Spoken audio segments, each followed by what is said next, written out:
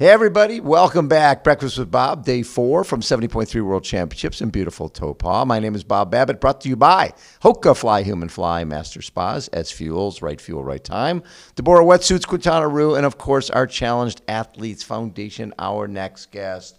Oh, I don't know, Olympic silver medalist, Paralympic gold medalist, Ironman World Champion, XTERRA World Champion, 3-time ITU World Champion. I could go on and on and on. It's the great Michellie Jones joins us. How are you? I am doing fantastic, Bob. How could we not? Taupo is such a beautiful place. It's just amazing. It sort of has that European feel. Yeah. But I can't say this out loud. It does have a little Aussie feel to it as what? well. Come on, your roads aren't like this, are they? Or maybe Australia has a little, I can't say that out loud as well, that Australia has a little New Zealand feel to it. Oh, my God. The one time I was, when you were in the Olympic Games, I was staying at your house, and we were watching every night the updates from the Sydney Olympics, and I didn't realize the relationship between Australia and New Zealand, but Australia would be like, the commentators would be like, we've got 18 golds, we've got this many silvers, and this many bronze, and of course New Zealand has a lot of sheep. That was it. It was like they never mentioned what New Zealand did. They were off the back. Yes. When you're not just here as a coach, you're racing. Yeah, can you believe that? Just like every other age group, I had to qualify to get here. Yes. And I had never actually ever raced a 70.3 age group world championship. So this is new. Yeah, can you believe after all this time I'm actually doing something that I've never done? I was going to say, and it's a world championship you don't have yet. There's not many of those out there. It's so funny. Everyone's like, oh, Michellie, you're just going to crush everyone. I'm like, no, you don't understand. There's some fast women out there. I mean, there's so many wonderful, super ridiculously fast age group athletes out there, and I know because I actually coach a few of them. Yes. So for me, it has to have an element of fun. So hopefully, I have an element of fun out there on Saturday. But it's also about just seeing where I'm at. Right. I mean, basically, it doesn't matter who shows up. It's just who Michellie shows up on race day. Basically, it's about me getting the best out of myself on the day. Yeah. You know, one of my favorite sayings is make the most of the day that you're given and be happy with the result you had rather than the result you wished you had, because that didn't happen. The thing that has always impressed me with you was you love to race. Yes, and we go way back in our racing. All of our racing every weekend. If I needed somebody to come with for a race, you were always there. And I still have that mentality. It's like I'm always like the athletes that I coach, I go, come on, let's go race. And I think a lot of athletes, do get stuck in that I love training so much, but because racing is sort of truth serum. You're laying yourself in the unknown a little bit, even though you've prepared, you just never know what's going to happen. And, it takes a lot of character to sign up for a race, follow through. And, I've met a bunch of athletes and they're like, oh, I don't feel like I should be here. I go, but that's the best thing about triathlon. Everyone's got to swim, bike and run. Right. You had to qualify to come here. And at the end of the day, as an athlete, you should just hopefully be the best you that you can be on that day. And that's what I'm going to be trying to do. Well, and I think both of us have seen it over the years. People are training for a 70.3 or training for full, and their mentality is, well, I've got to do my brick workout on the weekend, so I'm not going to go do that sprint triathlon or that pool triathlon because that's not what I'm about. I'm a longer distance athlete, but you need to do the short distance stuff to know where you're at. Fast before long. Right? That's one of my favorite things to say. Fast before long. Because you can always go slower and go, but no, exactly. you can't. And slow is aerobic based training is so important, and it makes you fast, but it also that race specific transitions, all the little things. Sharpness, because let's look at how many, even in the professional ranks that we've seen, transitions play a huge role in whether you win or whether you don't. Especially when, a competitive field like this, you have to be sharp, you have to be focused, and those little skills, those little details are going to really set you apart, because everyone swims, bikes and runs well if you're in that elite field. I mean, there's so many standouts. So it's like who did the details? Who did more of the details? So we just had Olympic silver medalist like you, Julie Derone was just here. And now she has already made that transition where she's doing 70.3, she's doing T100. She's been successful across the board. And I like the fact that she's got that speed. And she talked about being at the Olympics and she's leading the group of 4. And she's thinking, oh, this is good. I'll get 4th. Right. Mentally, the racing side of this at the top level, the level that you were at as a pro, the mind plays a big part of this. Yeah, and she's now changing that mindset, right? Right. She knows that she can race against Absolutely. the best, and definitely she is high up on my list. I mean, obviously she's consistent. Second. Always on the podium. Never off the podium. And you know, this is the type of race where it's the end of the year. Mm-hmm. Who mentally is the freshest? Exactly. And I mean, Taylor Nebb, it's definitely her race to win or lose. Yep. And it's like the women aren't going to let her win easily. No, you got Ashley, And we're seeing that they're getting a little bit closer. And basically Taylor has to do a lot of things right. Mm-hmm. And then if the people behind her are doing things right as well, and she starts to not do things right, I mean, it can change the whole dynamics. No, and I wouldn't put it past Julie winning this race. She certainly has the capabilities. The fact that she realized, wait a second, there's no reason why I should be 4th, and she gets the silver medalist. Yeah, like if we were breaking down the race in terms of disciplines, the swim, not a very difficult swim, particularly if there's no point chop. To point, I mean, there's not a lot of ways to break up the field because really there's only like 2 turns that you make. Right. One to get out to the start and then one to get back into the finish. So that's not really going to break out the field too much. So good swim speed is still important. On the bike, you have to maintain good speed. Right. And I think the pros are really going to show that as difficult as this course is, if they can maintain good speed throughout the bike, they will crush this course. Yeah. And the run, the bike's going to make the legs a little more fatigued just because of the rough roads. So it's like, who can get off that bike and find their normal run? The regular run speed. Rhythm. Yeah. I mean, that's what it's going to come to, because a lot of athletes are going to get off the bike and their legs are going to be a little crushed because they're not used to riding on this chip and seal. Exactly. So you may wonder why I have these funny hats here. You remember... I don't wonder, but maybe everyone else will like to know the story. So back in the day, the guy who won the 79 Ironman, Tom Warren, a little bit of an interesting character. Yes. And when you just moved to San Diego... Yes. And did not have, you had a Ford Maverick with the roof was coming off that you paid $500 for. Yeah. Hey, it was a good little car. It was a good little car. But if you guys... Actually, I didn't have a car yet. Yeah. I don't think you didn't even have a car? I don't think I had a car yet. I think that was the issue. That was it. So you would borrow my Plymouth Voyager. I know. Bob would go out of town all the time. And I'll drive you to the airport. No problem. And then you had the van, so you at least can haul your bike around for the weekend. So Tom Warren, a good friend of mine who owned Tug's Tavern and won the 79 Ironman, he called me up and said, hey, Babbitt, this weekend I want to run to Mexico from Pacific Beach. But can you crew for me? As I'm going to be running through San Diego and I need someone to hand me stuff. And I'm like, Tommy, I'm out of town. But I'm going to call Michellie and say, hey, you know what? You can use the van. one condition. You got a crew for Tom Warren. And this is, we're talking. See, but what you left out. Yes. What you left out is the time that we were leaving. 3 a.m. or something? 2 a.m. 2 a.m. Downtown San Diego. Which is a hole, by the way, at that time. Well, it's like that's when, the nightlife starts to like shine in San Diego and other things. And so to crew to him from downtown San Diego to the border of Mexico. Yes. On my TT bike. Oh, I thought you borrowed his. No. I thought, you used your bike. I had my TT bike. So imagine that, following a runner on your TT bike. Who's going like, and you're like, you're 9-minute pace. And you're like giving him support. What do you need? And, at that stage it was like power bars. So hydration, like I was carrying all that. So like not only was on my T-bike, like my jacket was packed full of stuff. And then we get to the border. He goes, Michellie, do you want to keep coming? No, thanks. I had been freezing my butt off the whole time because San Diego desert environment, it gets a little chilly at night. It does. So Bob left out a few details that, I don't think I knew any of those details. But the funny part is Tommy, this was probably early 90s, like 90, 91.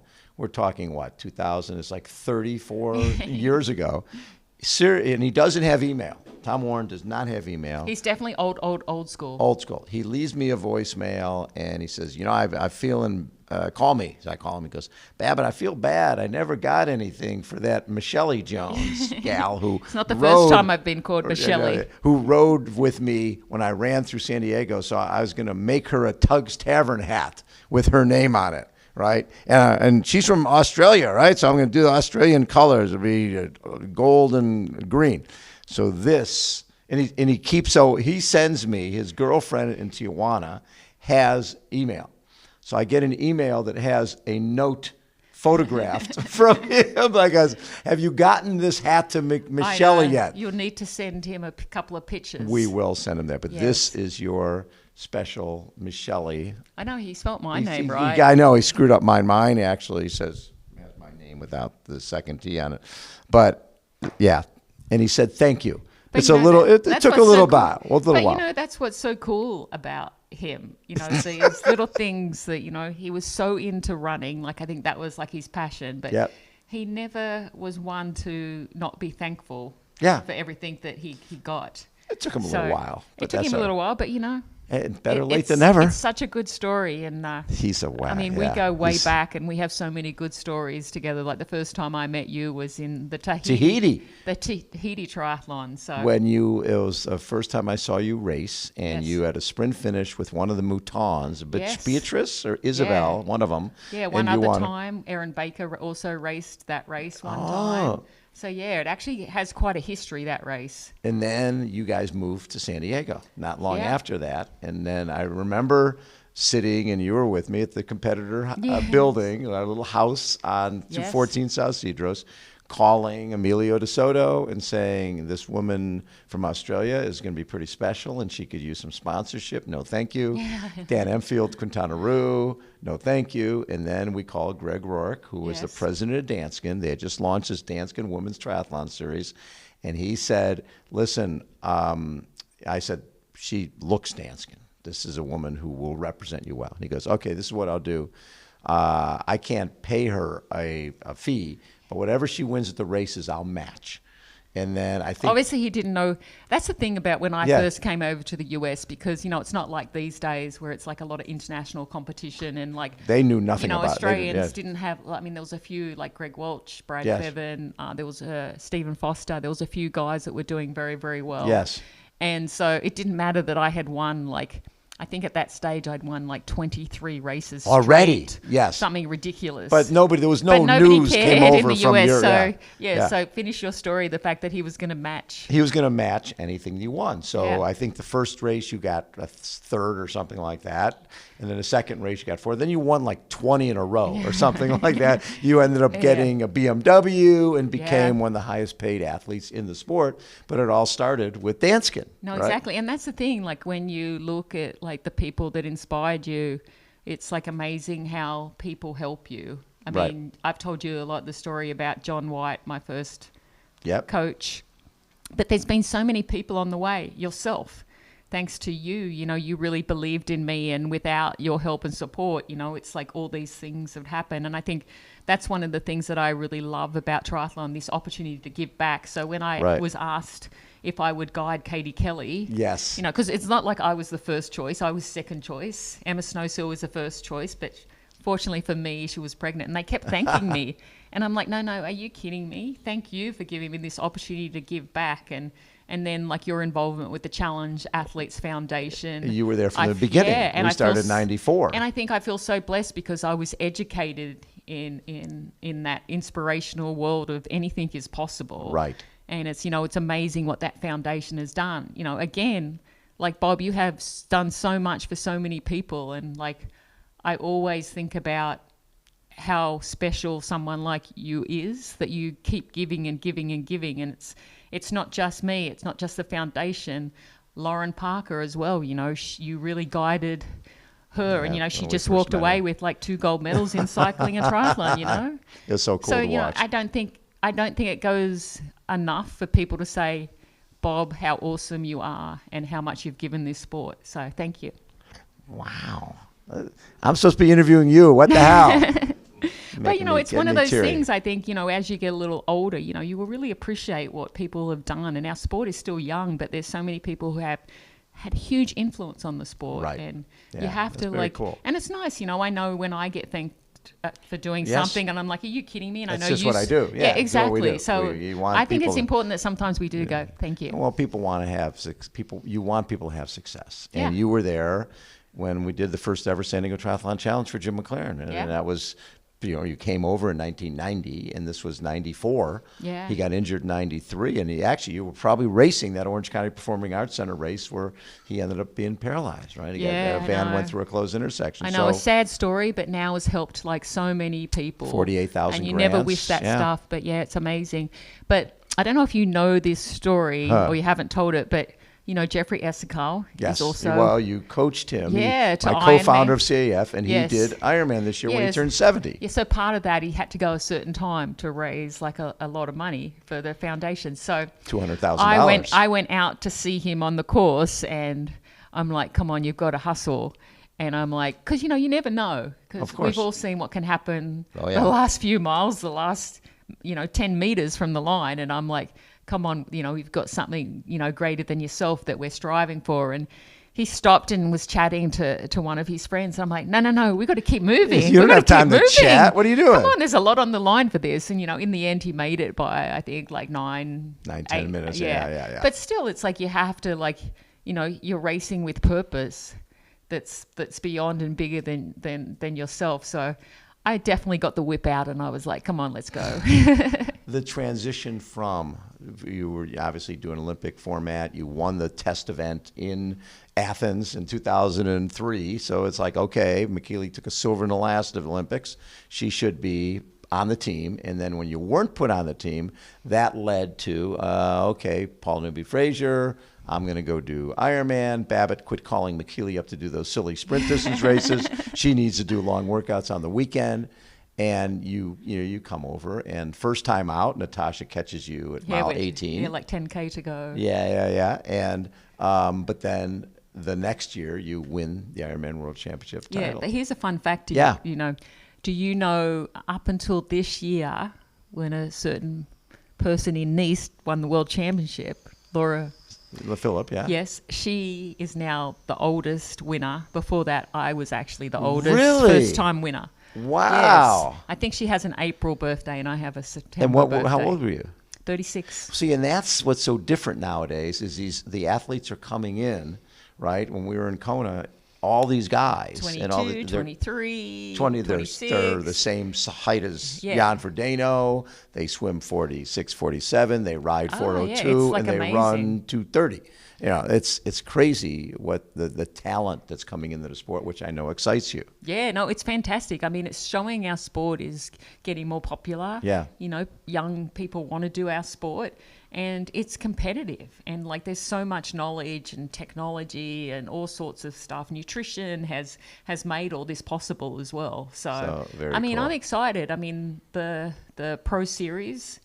Great for the sport. 100, great for the sport. Yeah, yes. I think it's fantastic because it's not exclusive. Any professional can come in and enter. Right. So, and I'm excited because we've come down now to the last race in the Pro Series, and every second counts, as they say. And I'm going to be super excited not to see who wins but the who World wins the Championship, series? but who wins the series. It's like that race within its race, and it's an opportunity for so many people to shine, and it's a little bit like the 70.3 versus the Ironman distance. Right. So, yeah, there's definitely... And the Olympics guys coming in too. Yeah, exactly. I mean, there's a lot of things that are going to make this race different to any other race all year. I mean, every time we see a race, everyone's saying, oh, this is the best field. This is the best field. What I love about this World Championship, there's a lot of unknowns, and there's 60 women racing. I know. Absolutely fantastic. And the men's race, there's not too many people missing, and we're in December. I think that shows true commitment and excitement. And as Julie said, just opportunity. It's fantastic. Yeah, more opportunity for athletes, the more people that can make money, the better it is overall for our sport. Well, and a more showcase for those pros brings more age groupers into our sport to realize that it's a pretty cool place to be. No, exactly. That's why I still race, because, it is a cool place to be. Right. Good for you. Michellie, your career has been amazing. Thank you. And I know, speaking for Tom Warren, Yes. thank you for riding my TT bike in the middle of San Diego at 2 a.m. in the morning all the way to the border. Something I will never forget. Thank you. My favorite was when Tommy this is before we had watches, right? Yeah. Before he had watches with Tommy. So his nightmare was running from his house in Pacific Beach and getting to the border in Mexico, and he'd call time. He'd call time before he left. Yes. On the phone, you'd call to find out what exactly the time, Yeah. and then he'd call time when he got down to Mexico, so he'd carry dimes with him. Yeah. His nightmare was there was a line around the phone booth when he got to Mexico, and he couldn't call and find out how long the run took him. I know how things have changed. They've changed a little bit. Thank you, Michellie, for Thank you. being so amazing. And how many athletes you have racing, by the way? Here. Just a couple, but a couple of first-timers. Love it. Just like me. First-time First-timers. Ironman age group world champs. Thanks, everybody, for tuning in. That is a wrap for our week. Breakfast with Bob from 70.3 World Championships in beautiful Taupo. I know the race will be online, I think probably on Outside TV, and you can watch all the action. It's going to be phenomenal. You've got a number of like Kat Matthews could come away with $200,000 after already winning 70 in the T100.